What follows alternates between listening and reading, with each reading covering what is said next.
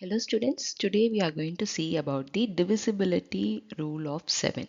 The first step what you have to do, you have to double the end number. The end number means the units place of the number. Then you have to subtract with the remaining part of the number. When you subtract, the difference either should be 0 or a multiple of 7. So now let's see with an example so that you will be able to understand better. See, for example, I am taking a very small number, that is 91. So when you take 91, what is the units place? The units place, it is 1. So that I am going to double the number. So the doubling the number means that is multiplying by 2. So 1 into 2, I'll be getting a 2. Then you will be subtracting with the remaining part, that is 9 you have to subtract. Then 9 minus 2, you will be getting 7. So now my difference, whatever the answer which I got, it is a multiple of 7. So that I can conclude that 91 is divisible of 7. Okay, it is divisible by 7. I can conclude here. So now let's take some other example to make you clear. So for example, now in the second example, I have chosen a number 112. So now what is your end number? That is your ones place, which is 2. I'm going to double the number, which is 4. So you can write bottom here itself like this. Okay, then you can subtract with the remaining part. When you subtract with the remaining part, I'm going to get here 7. So this is also multiple of 7. So definitely this 102 is divisible. So I will tell 102 is divisible by 7. I can come to the conclusion. So now let's take the other example.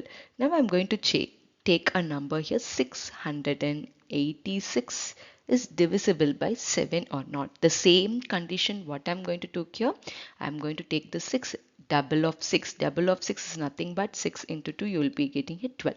That you have to subtract with the remaining part of the number. When you subtract with the remaining part of the number, I am getting 56. So 56 is present in the 7 table. Therefore, I can conclude that 686 is divisible by 7. So now let's take a 4-digit number. So now I'm going to choose a number here. 1925. I'm choosing here the number. So when I choose 1925, so first I have to double the end number, that is my ones place, which is 10. So when I subtract it from the remaining part, I'm going to get here is 182. Then again, I don't know whether 182 is divisible by 7 or not. The process will keep on continue until you get either 0 or multiple of 7. So now I'll take again the end number, which is 2. I'm going to double that. That will become 4.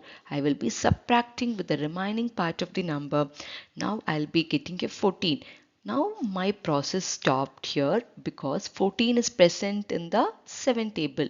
Therefore, I can come to the conclusion that 1925 is divisible by 7.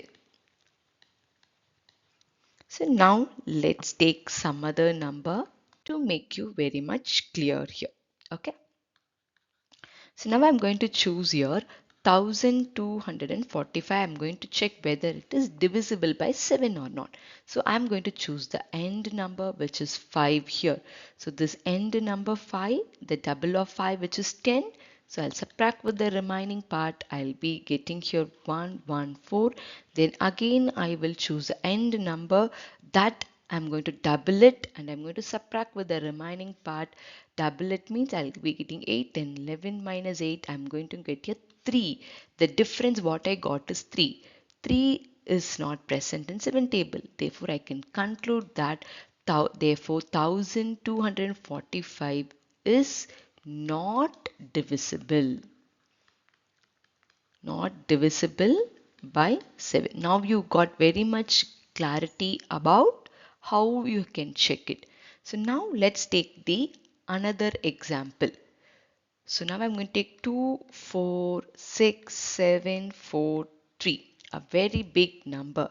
Here also the process continues the same. So I'll choose the end number, which is 3. The double of 3, which is 6. I will be writing here and subtracting with the remaining part of the number. So when I'm subtracting with the remaining part of the number, I will be getting here 24668. Then again I'm going to choose the end number, which is 8. I'm going to double the end number and subtract with the remaining part of the number. If I'm subtracting here, I'm going to arrive here with 2450. Still also my process is not getting over. Again, I'll choose n number, which is 0. The double of 0 again gives you 0 here. I'll subtract with the remaining part of the number. You're going to get here 245. Again, also my process not getting over. Again, choose the end number, which is 5. Subtract with the remaining part by the double of 5. That's very important. So double of 5, you're going to get here it is 10. Subtract with the remaining part, I will be getting here 14. So now 14 is divisible by 7. Therefore, I can conclude that here 246743 is divisible by 7.